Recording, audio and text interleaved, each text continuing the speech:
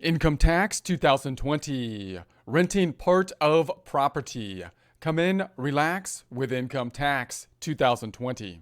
Renting part of property. When thinking about the rental income, we're typically thinking about the top line of our income tax equation, remembering that we do have another schedule, the Schedule E, that does have an income statement, in essence, income and expenses, bottom line basically being that net income that rolls over from the bottom line of the Schedule E to the top line of our income tax formula into income. Then we're going to be applying out our adjustments above the line deductions, in other words, and below the line deductions to get to the taxable income. When thinking about the 1040, the Schedule E will basically flow on in to line 8 here. So we got line 8 on the 1040. Remember that when we look at the software examples and the forms example, we'll get into more detail about the data input into the forms, but just to give an overview as we talk about it here, this is going to be the Schedule E, just an example of the first half of the Schedule E, and the second half of the Schedule E basically being an income statement. We then see the bottom line of the net income down below that was pulled forward to the 1040. Now remember, although the Schedule E is out for the form of 2020, or at least in draft format, we do not have some of the information with regards to the Publication 527 and the Schedule E instructions yet for 2020. Therefore, we're going to be starting with the 2019 information and then adding or making adjustments to it for 2020 as we see fit. But just remember that this stuff is mainly coming from 2019 information. You can find these publications and instructions on the IRS website at irs.gov, irs.gov, and look up Publication 527 and the Schedule E instructions. The 2020 information should be out shortly. So renting part of the property. So notice when we think about the rental income, some of the complexity will come into play when we have, say, personal use of the property or when we have the rental of part of the property, because that, of course, makes it a little bit more difficult to be divvying up or deciding between how we're going to be treating the business component and the personal component. Always wanting to remember that the business component is the item that we're going to have to deal with, that we're going to have income on. And if we have income, we're going to have to report it. The IRS wants their share, our silent partner wants their share. And the expenses related to it are going to be the portion that we can possibly deduct against that income. And that's going to be the general rule. So mainly then we got to figure out what the proportion might be. And you're thinking, well, then I'm going to have to, proportion the expenses somehow to determine the expenses that would be deductible, those expenses that were used in order to generate the income.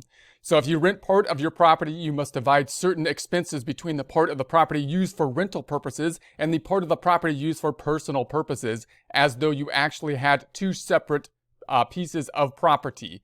So remember, when we think about business and personal, typically what we're trying to do is deviate or make a separation between the business and personal, whether we're talking about bookkeeping or taxes, typically same kind of idea, so that we can isolate the items that are business related and think about the expenses necessary in order to generate that revenue for tax purposes then, so that we can pay our proper taxes. So you can deduct the expenses related to the part of the property used for rental purposes, such as mortgage interest, mortgage insurance, premiums, and real estate taxes as rental expenses on Schedule E.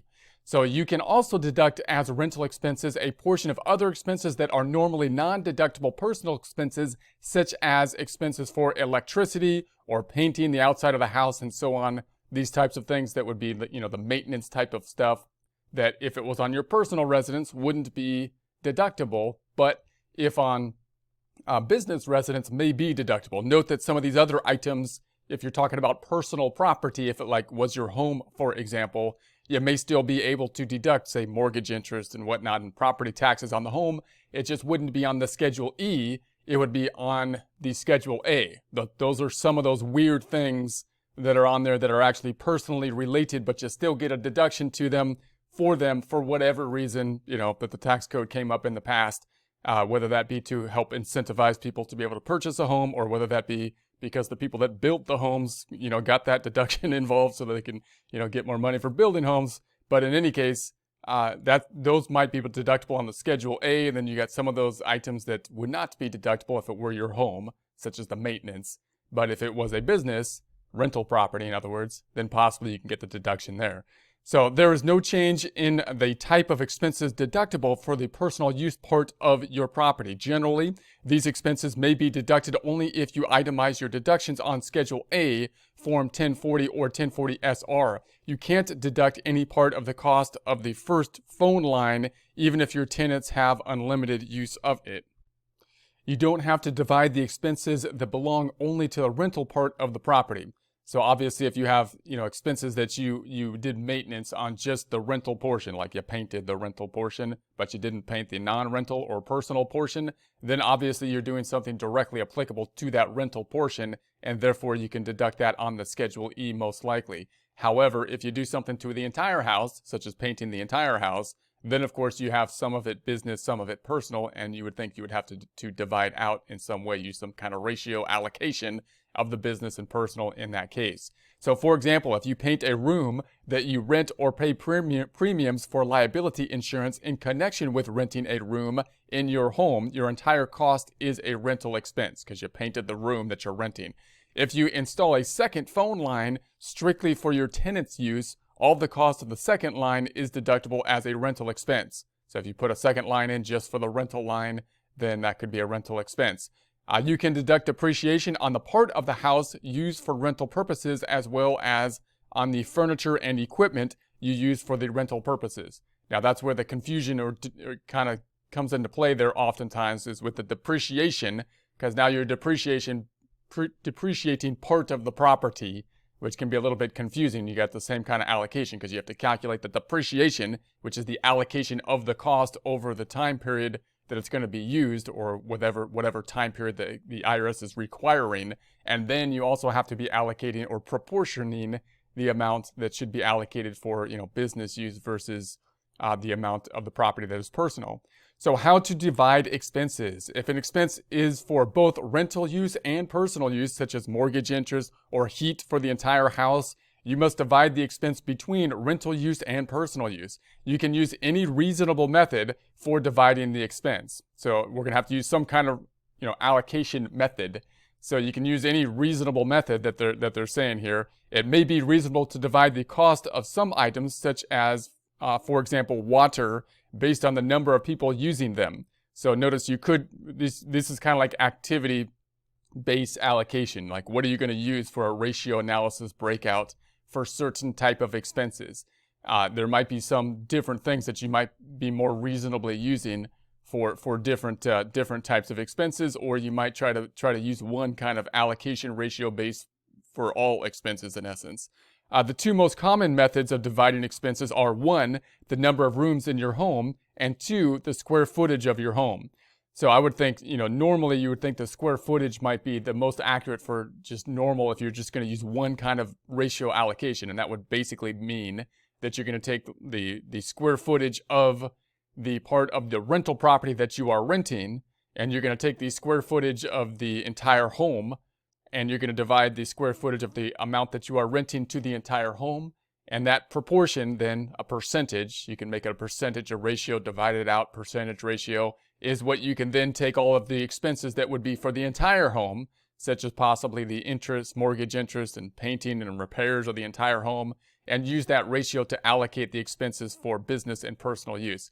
Obviously you don't have to do that on the income side of the Schedule E, because the income, if it's income, all must be part of the rental income because that's what you're renting. You didn't make any income on the personal side, but the expenses, then you're going to have to be allocating out, and that's one of the most common allocations. It kind of mirrors the allocation that you would use for a home office kind of deduction, which some people that do tax preparation may be used to.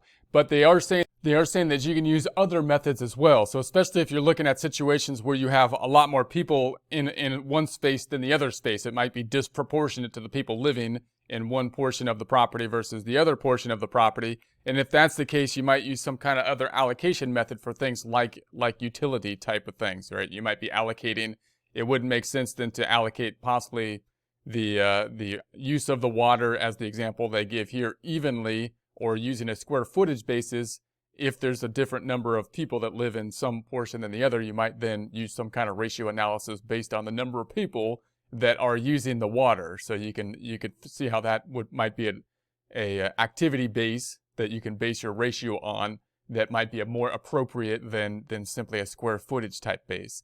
So example, you rent a room in your home. The room is 12 by 15 feet or 180 square feet. Your entire house is 1,800 square feet of floor space. You can deduct as rental expense 10% of the expense that must be divided between rental use and personal use. If your heating bill for the year for the entire house was $600, $60, which would be the 600 times 10%, is a rental expense. The balance, 540, is a personal expense. So let's kind of break that out. So if we said that we have a room and we measured out, the rental portion of the place that we're measuring, and we just go, square footage area, the square footage area one side, and the other side, if it's a box, would be 12 times 15, and that's going to be 180 square feet. Now the whole home, and we should have this when we purchase the home, they probably have, the square footage and whatnot listed out, is 1,800. So if I take the 180 divided by the 1,800, we get 10%. So now that 10% is what I'm going to use now. So if we're going to say that we're taking your bill, the heating bill that's for the entire house, and I'm using this allocation method, then I'm going to take the bill of $600 times the 10%, and that means $60 would be the deductible portion. The difference, then, $60 minus 600, the 540, would be personal, most likely not deductible due to it being personal.